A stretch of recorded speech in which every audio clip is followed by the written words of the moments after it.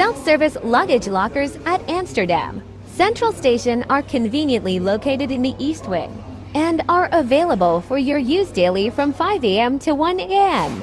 with an affordable price range of €7, €11 for the first 24 hours, depending on the size of your luggage. You can rest easy knowing that your belongings are secure. Additionally, these lockers require credit, debit card payment only, How much? eliminating the hassle of cash transactions. Your luggage storage time is limited to 3 days, and there is no requirement for advance reservations.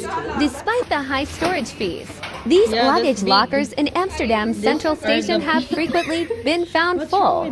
That's why it's essential to make a reservation in advance if you wish to ensure ample space for your bags. With this in mind, it is always recommended to arrive at the station well in advance of your trips. Starting time to avoid any disappointment. Are you prepared?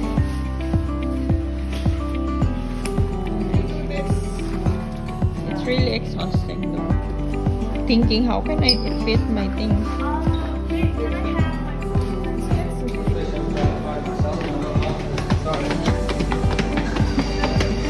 Is that the train?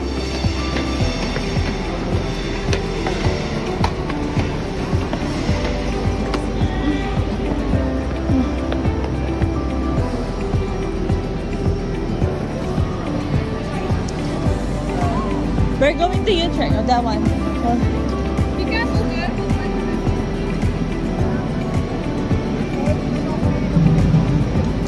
Let's go on that side. There's a lot of people.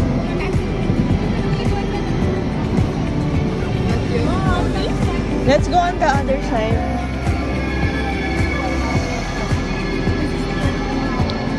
Yeah. No, because of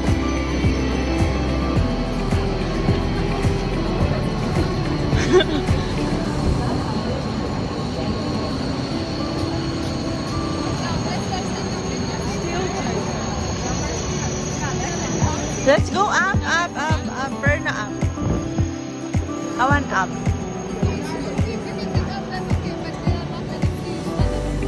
Huh? Maybe there's a lot more, you check.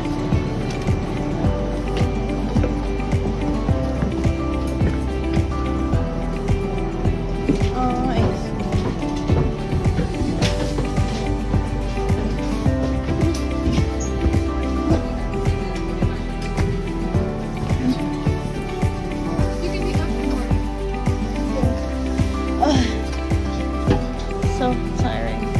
This is transfer.